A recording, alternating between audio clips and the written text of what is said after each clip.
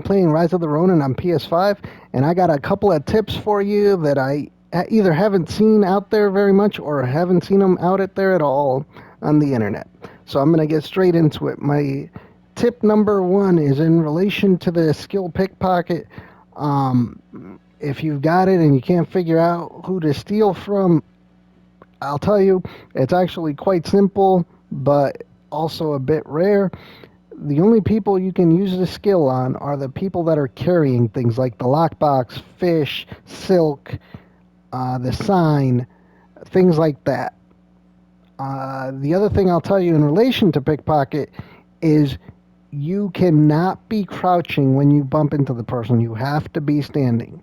You cannot use the pickpocket skill, which is push R1 after you bump into somebody. And be warned that you will get a wanted level, so try not to be near any of the peace officers when you're doing that. But the wanted level will go away in a few seconds. It's negligible. My next tip is if you have a location that is not level 3 bond and you've done everything, to do side missions, because that will increase your bond so that you can get to the level 3 marker. My next tip is like a twofer. I'm going to demonstrate how the combat works in this game for those of you that don't know or haven't been paying attention. The enemies, when you have to be locked on.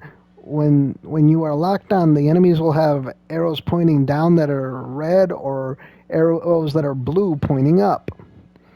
If they're pointing down, you're in the wrong stance and you need to switch to whatever stance is in the blue. So that's a tip that I'm going to be demonstrating in this video. The next tip, I haven't seen anybody posting anything about this. There are enemies in the world that have what appear to be gamer tag names, or they have like a rarity name to them, like their name will be blue or have blue in it. Those enemies can actually be attacked, and they do drop items. So I'm going to demonstrate that now.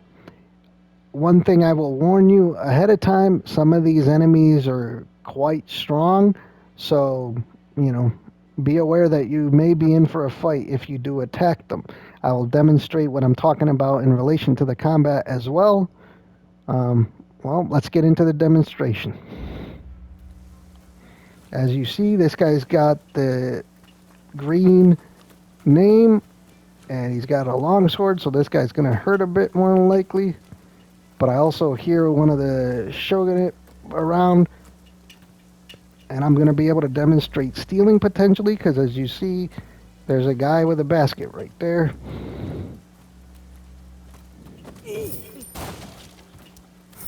And I just stole money. That's the wanted level up in the upper right corner.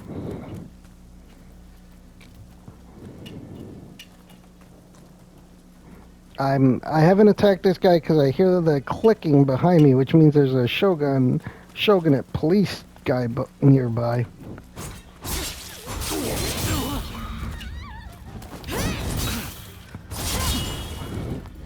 Okay, as you see, it's white, meaning I'm nothing. Now it's blue, so I'll be doing more damage to him.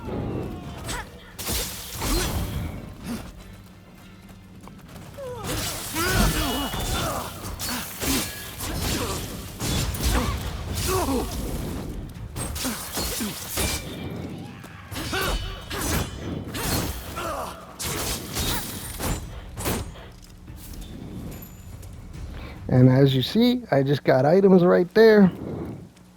And I got a wanted level because that does happen on occasion when you attack people and other people see you do it.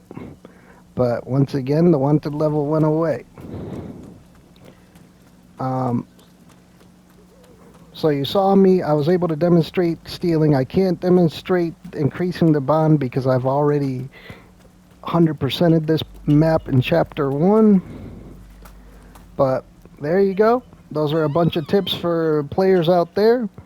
The other tip that I will give you, though, is the ones with the names above their head seem to be out more frequently at night. And in relation to the side missions, the side missions, from my experience, seem to generally be in the same area constantly. Like, I've done a side mission behind the pleasure district like over 10 times, and it's the same one. So that's what I'm basing my information on. But anyway, hope this helps people playing the game. Keep on gaming.